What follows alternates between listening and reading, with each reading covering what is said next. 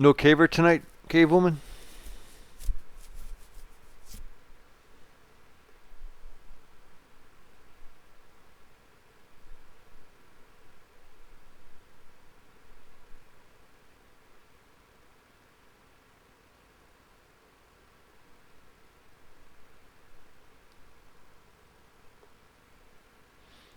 Or is caver listening in on your computer?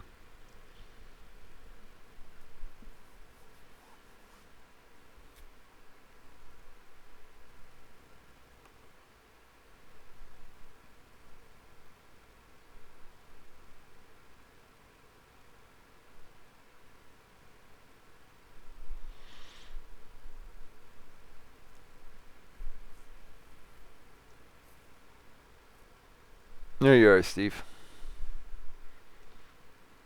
Or Game Master, sorry.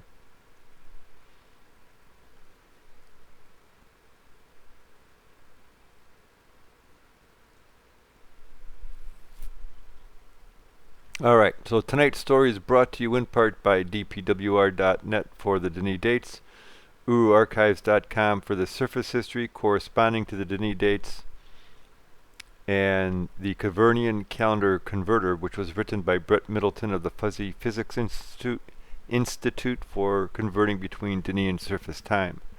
Tonight's story is from Mist, the Book of Tiana.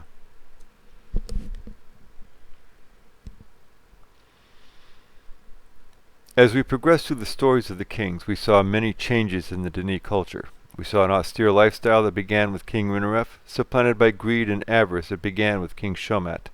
We saw devotion to Yavo in a single faith, supplanted by diverse religions and religious beliefs numbering over 2,000, diminishing to just a handful by the end of Kareth's reign. Because of the writings of a martyred, self-proclaimed prophet named Gish, we saw their belief system being hijacked and steered away from the words and teachings of Yavo.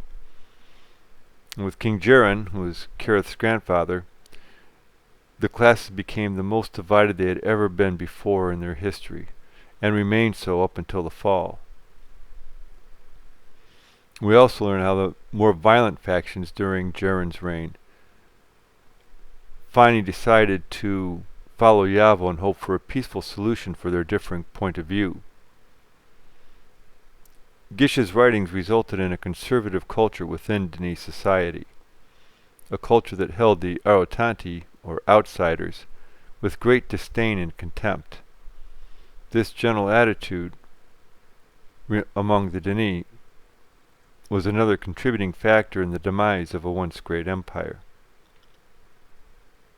We also looked at the Midis War, which occurred during the early 8th millennia of Denis history. It was a war that was, once again, started by violent factions who were vehemently against contact with the Arotanti. This prejudice, though not held with the same violent emotions, still it was felt by the majority of Denis society, a society that was very ethnocentric as well as xenophobic. And these feelings and opinions remained prevalent up to the fall. We learned about the origins of Yisha's journey ages, who created them, and why.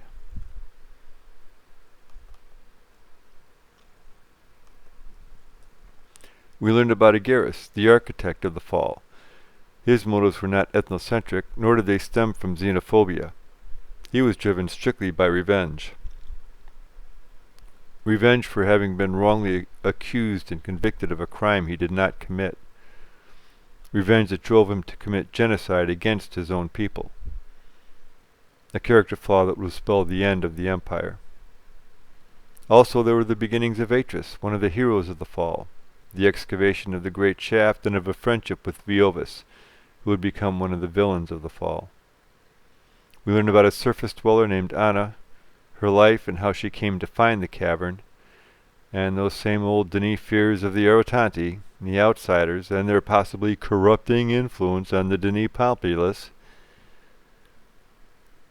We learned of Anna's time in prison, her learning the Denis language, and of Viovis's anger which started to burn against her over his beliefs in Denis elitism and supremacy over all other races.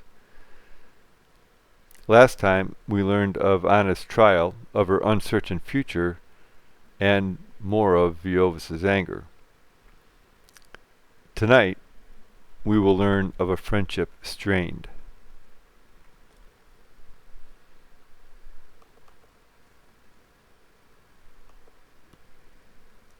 In the Denis year of 9368, approximately 1712 AD, it was decided by the 5 lords of Denis, Ennia the eldest and leader, Rihira, Ricari, who was Viovis's father, Nehir, and Sajka, the youngest and newest member, that Anna should be allowed to remain in Denis while they debated amongst themselves what finally should be done with her, whether she should be allowed to return to her people, exiled to a prison age, or kept as a permanent resident of Denis. For his part, Viovis gave Anna her due.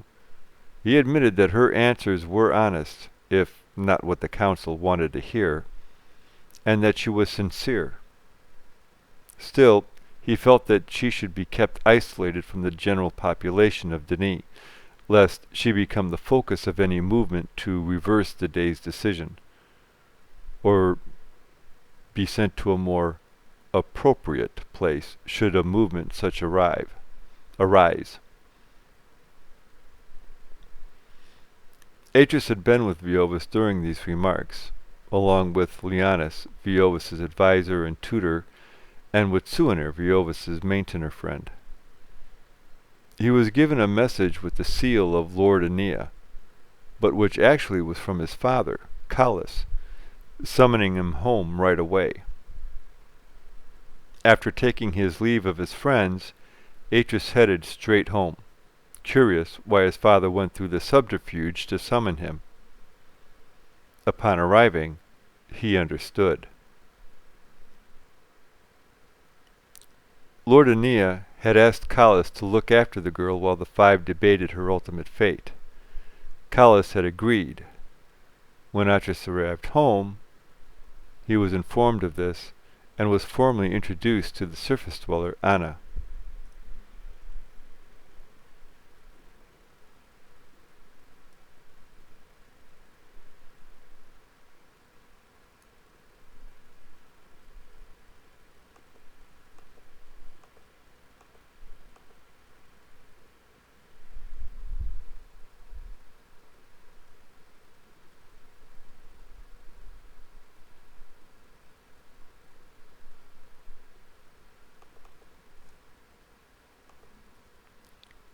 Atris and Viovis both agreed that the girl seemed genuine.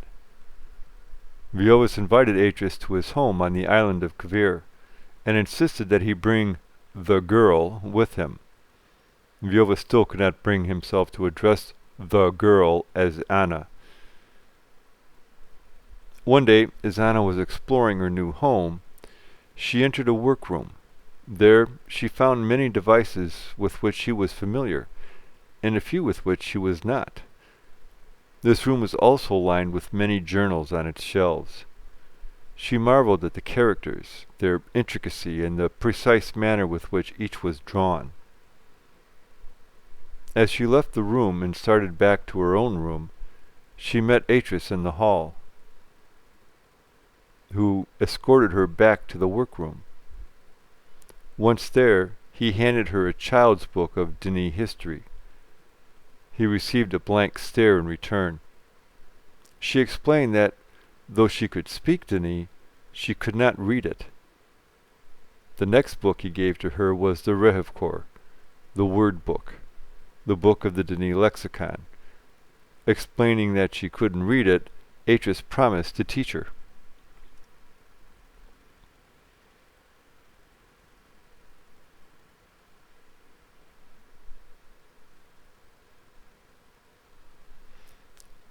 Not long after that, the 2 were invited to Kvir.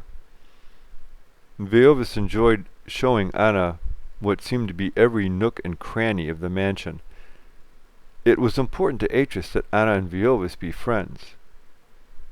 The latter announced to both of his guests that he did, in fact, like Anna, and found that they were much alike. For her part, Anna had forgiven Viovis for his hostile line of questioning during her hearing. Though the atmosphere of the visit was friendly, there was one tense moment. Viovis made a point of telling Anna that he was Denis, proud to be Denis, and jealous of all things Denis, and for her to remember that always. In return, she informed Viovis that she was human, proud to be human, and that he should remember that. After that little exchange, the atmosphere returned to its previous joviality.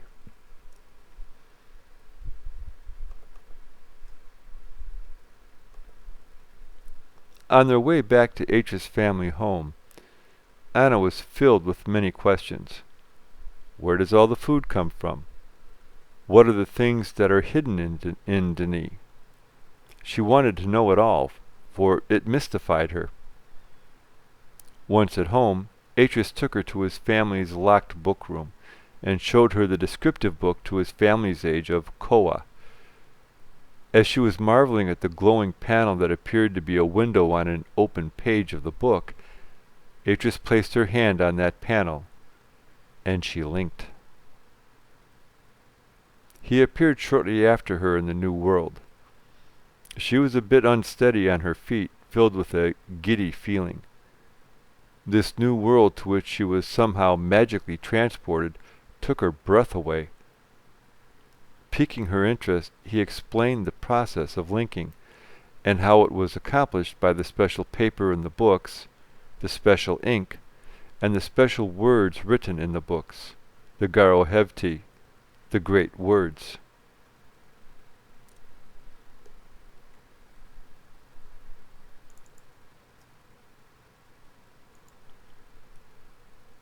A few days later, word came that Viovis was to receive his first book celebration, commemorating the first age that he had written, and was approved by the Guild of Maintainers. Viovis had sent an invitation for the celebration to the Callis household. Atris, of course, assumed that it included Anna. A week after that, it was time for the celebration. A small private ceremony was held on the ancient Guild of Writers' age of Yakul, with Guild Grandmaster Sajka and 6 different Grand Masters of the Guild of Writers. Viovis' book, Adar Jamat, was added to the Guild of Writers' canon of great works. There were only 93 such works accepted into the canon in the almost 10,000-year history of the Denis. Only 4 guildsmen were younger than Viovis was at that moment, and among those 4 was the great Rinaref, who was also the first king of Denis.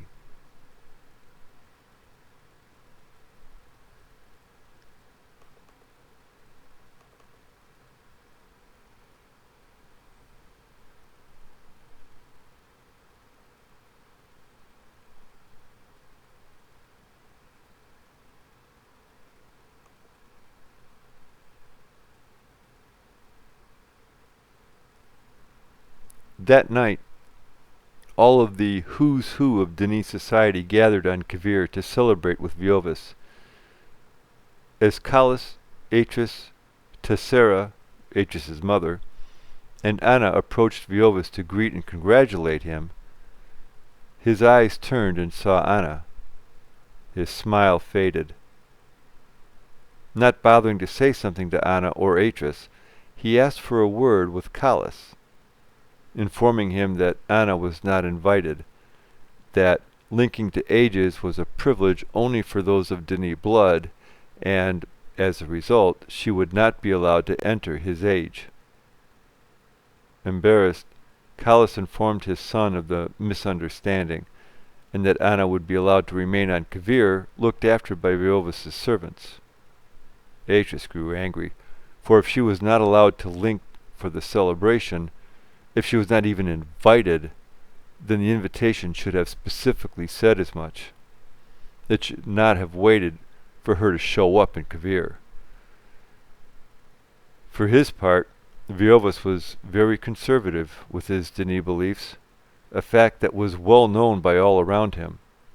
He felt that naturally it would be assumed by all that Anna would not be allowed to link to his age. Therefore he didn't feel it necessary to specify that in the invitation. That there would be some confusion probably never even entered his head. But now the damage was done. There would be no easy way out of the situation. Yet Viovis was adamant. Kallis asked his son to respect Viovis's request. After apologizing to his father for what he was about to do, he turned to Viovis's father, Lord Ricarey, and excused himself from the party as he was becoming ill. Turning to his friend, he wished Viovis well and excused himself. Viovis's expression darkened, a black anger growing behind his eyes. All he could do in response was to nod curtly.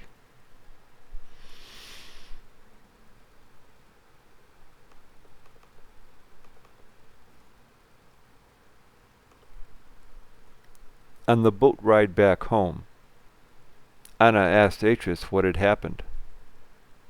Atris explained his feelings, saying that Viovis was wrong to make him choose between him and Anna. He chose Anna because it was not right for Viovis to have made him choose in the first place. The next morning, Viovis came by to apologize to Atris and to Anna.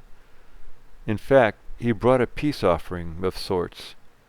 It was a tiny creature from his age of Adrajamet called a Riku, with cobalt blue eyes and long, silky, dark, brown-black colored fur. Finally, he asked Atris to stop by that night to discuss the tension between them. All was resolved except for one point. Viovis was adamant that Anna not be taught anything of their descriptive books, let alone be allowed to link into an age. He pressed Atris to give his word on this. Atris' reply was that he would consider it. It was enough for the time being. Upon his return home, Anna asked him how the meeting went. After relating the events to her, he paused a moment, then decided that he would show her something. He produced a cornea, a blank descriptive book. After explaining to her that he had had it for some time and was planning on writing his own age, he faced a dilemma. He was torn between defying Viovis and the trouble that might ensue, or denying his plans for Anna and him, for Atris wanted to show her everything that Denis had to offer. He decided to go ahead with his plans, teaching her the Garohevti and writing an age together with her.